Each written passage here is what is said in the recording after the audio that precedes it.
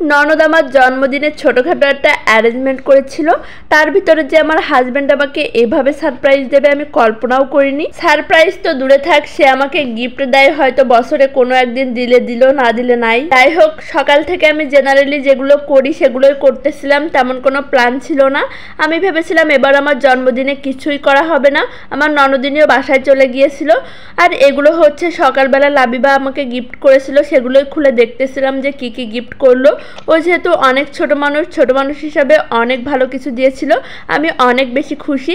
তো হঠাৎ করে বিকালবেলা দেখি ননদিনী আমার জন্য সারপ্রাইজ নিয়ে চলে এসেছে। কি কি নিয়ে আসলো সেগুলো তোমাদেরকে অবশ্যই দেখাবো। ও আনার পরে আমাকে বলতেছিল একটু সাজুগুজু করেন প্লিজ, একটা শাড়ি পরেন, তারপরে এগুলো আনপ্যাক করেন। তো আমি যথারীতি শাড়ি পরে চলে আসলাম, আর এসে এখন দেখতেছি সে আমার জন্য কি কি নিয়ে এসেছে। তো প্রথমেই বক্সটা খুলে দেখি যে এক বক্স চকলেট আমার অনেক বেশি পছন্দ। চকলেট, চিপস এগুলো আমি বাচ্চাদের না খেতে দিলেও আমি বেশি খাই। এবার এই বড় বক্সটা আনপ্যাক করব। তো বড় বক্সটা এমনভাবে গিট্টু মারা ছিল যে আমি খুলতেই পারতেছিলাম না। অনেক চেষ্টার পরে খুলে ফেললাম।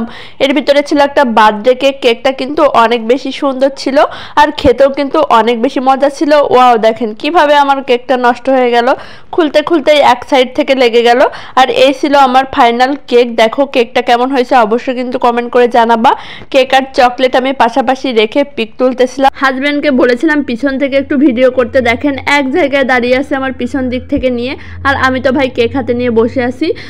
আমার ননদিনী এদিকে ডেকোরেশন নিয়ে ব্যস্ত। দেখেন সে আমার জন্য ফুচকা বানাইছে, নুডলস রান্না করছে, অনেক অল্প সময়ের ভিতরে এইগুলো অ্যারেঞ্জ করেছে। সে অনেক সুন্দর করে সব কিছু সাজিয়েছে। আর তারপরে আমি হঠাৎ করে দেখি যে আমার পাশে একটা বাটি, একটা পিরিচ দিয়ে ঢাকা। তো আমি তো অবাক হয়ে গেলাম যে এর ভিতরে কি আছে, এটা ঢেকে কেন রাখছে। তো আমার ননদিনী বলতেছিল এটা ভাইয়া আপনার জন্য গিফট এনেছে। তো এটা খুলে তো আই অ্যাম অবাক, আমি তো কল্পনাও করিনি এখন আমার হাজব্যান্ড নূপুর গিফট করবে। অনেক দিন থেকে আমি দোকানে যাই আর নূপুর দেখে দেখে চলে আসি, কেনার হয়ে ওঠে না। তো সে মনে হয় এটা খেয়াল করছে, তো আজকে গিফট হিসাবে আমার জন্য নূপুর কিনে নিয়ে আসছে। তো এখন ফাইনালি আমরা কেক কাটবো। যেহেতু রমজান মাস, আমরা কিন্তু অনেক রাতে কেকটা কাটতেছিলাম। কাল রাত 10টার সময় আমাদের এই কেকটা কাটা। আর এদিকে আমার ননদিনী আমার হাতটা ধরে দুইজন মিলে কেক কাটতেছিলাম। এখন আমি সবাইকে একটু একটু করে কেক খাওয়াই দিচ্ছিলাম। এবার ভাবছিলাম বার্থডেতে কিছুই করা হবে না, তারপরেও ছোটোখাটো করে বাসায় সবাই মিলে একটু মজা করলাম। আর এই তো আমার ননদিনী এখন আমাদেরকে একটা একটা করে ফুচকা বানাই দিচ্ছিল, আমরা বসে বসে খাচ্ছিলাম। আর এই যে দেখেন কেকের অবস্থা, আর একদম শেষে থালা বাসন দেখেন কি অবস্থা। আমার ননদিনী এখন এগুলো পরিষ্কার করবে। তো সেগুলো নিয়ে বসেছিল আর বলতেছিল আমার একটা ভিডিও করে। অনুষ্ঠান শেষে যার যার মতো খাওয়া দাওয়া শেষ করে চলে যায়, আর তা খেয়েই তো এখন বাসন পরিষ্কার করতে হবে। তাই ওকে নিয়ে একটু সবাই মিলে ফান করতেছিলাম।